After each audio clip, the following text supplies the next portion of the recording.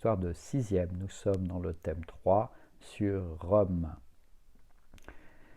Et nous allons étudier les conquêtes et le régime impérial. Plus précisément, nous allons regarder quelles sont les conquêtes de Rome et comment elles changent le pouvoir à Rome. Vous êtes prêts? Partons. Alors, au sommaire de ce cours, tout d'abord l'enchaînement des conquêtes, puis nous étudierons une armée supérieure et nous terminerons sur le passage de la République à l'Empire. Commençons. Alors tout d'abord, Rome conquiert l'Italie. À partir de son propre territoire, que vous voyez d'abord en rouge foncé sur notre carte, Rome conquiert l'Italie. Vous voyez d'abord les provinces qui sont en orange et en rose, puis en jaune et en vert. Cette conquête dure plusieurs siècles, du 5e au 1er siècle avant Jésus-Christ. Tout ne se passe pas dans la facilité. Rome doit livrer de nombreuses batailles, avec un premier moment de grande difficulté, le siège de Rome par les Gaulois de Brennus en 390 avant Jésus-Christ et le pillage de la ville de Rome. Après les conquêtes de l'Italie, Rome se trouve opposée à Carthage. Regardez la carte en bas à droite. Carthage, c'est une ville d'Afrique du Nord qui possède de nombreuses colonies, à la fois sur la côte méditerranéenne, donc de l'Afrique du Nord, en vert, mais aussi en Espagne, en Corse, en Sardaigne et en Sicile. Carthage maîtrise donc l'ensemble du bassin occidental de la Méditerranée. Rome va donc s'opposer à Carthage dans 3 grandes guerres. Regardez la frise chronologique. Première guerre de 264 avant Jésus-Christ à 241 avant Jésus-Christ.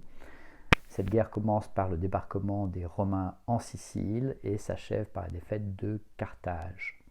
Deuxième grande guerre entre Rome et Carthage. C'est le moment de regarder la photo en haut à droite, une sculpture d'Hannibal, le général des Carthaginois. Hannibal porte la guerre sur le territoire romain et remporte une victoire au lac Trasimène le 23 juin 217 avant Jésus-Christ. Il menace Rome, mais finalement, les Romains portent la guerre sur le territoire africain de Carthage, à Zama précisément, en 202 avant Jésus-Christ, et Hannibal perd la bataille. Il se passe après quelques décennies avant la reprise du conflit. Scipion Émilien, le général romain, assiège Carthage en 149 avant Jésus-Christ et en 146 avant Jésus-Christ, Carthage est détruite. C'est la fin de la troisième et dernière guerre entre Rome et Carthage. Il s'agissait donc de 2 puissances en lutte pour le contrôle du bassin occidental de la Méditerranée. Rome a fini par gagner et détruire complètement son adversaire.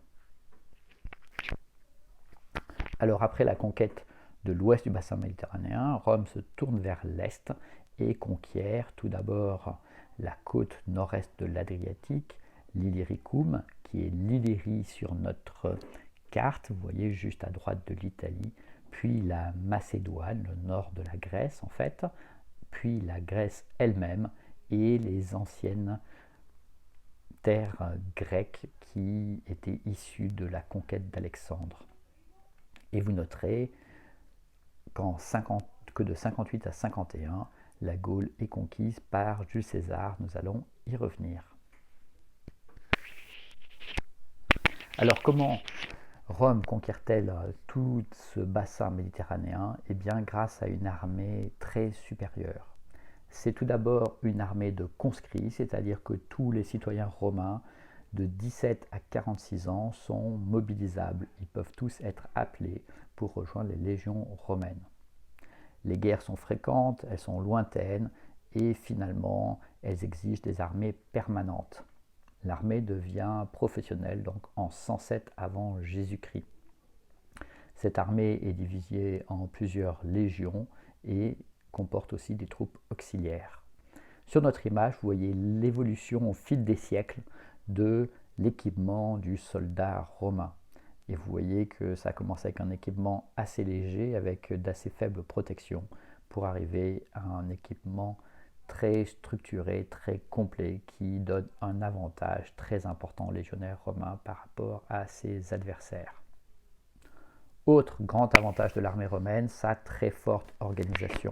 L'armée romaine organise des camps pour se reposer et pour se protéger. Quand elle est en marche, elle crée des camps provisoires chaque soir pour faire étape et se mettre à l'abri. Quand elle livre une bataille, elle crée des camps temporaires pour assiéger ses adversaires, comme le fait Jules César à Alésia. Et enfin, quand une légion est chargée de protéger l'ordre dans une région conquise par l'Empire, eh bien, elle crée un camp permanent, comme nous en avons un sur notre image. Vous voyez, le camp est dessiné autour de deux grands axes qui se coupent à angle droit et qui permettent à chacun de savoir où se placer et pouvoir se défendre.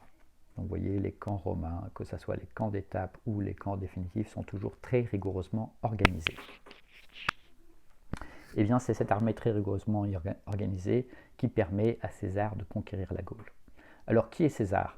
César, c'est un membre de l'élite romaine qui devient gouverneur des provinces de Narbonnaise, vous la voyez en orange sur notre carte en bas de la Gaule, et de la Cisalpine, c'est la partie du nord de l'Italie qui était gauloise.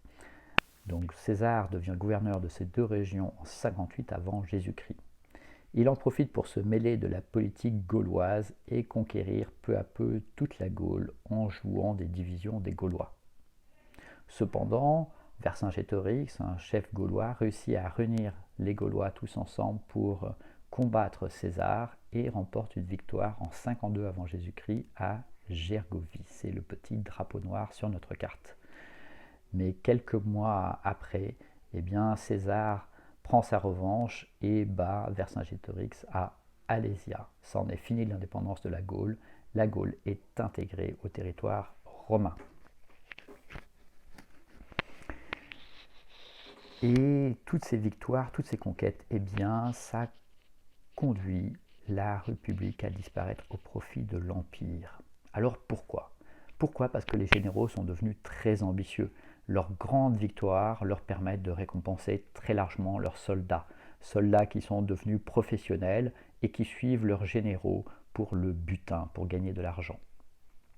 Les généraux deviennent très riches et très puissants, à l'image de Pompée le Grand et de Jules César. Ils peuvent aussi récompenser le peuple romain lors de longs triomphes quand ils rentrent à Rome, comme on le voit sur l'image à droite.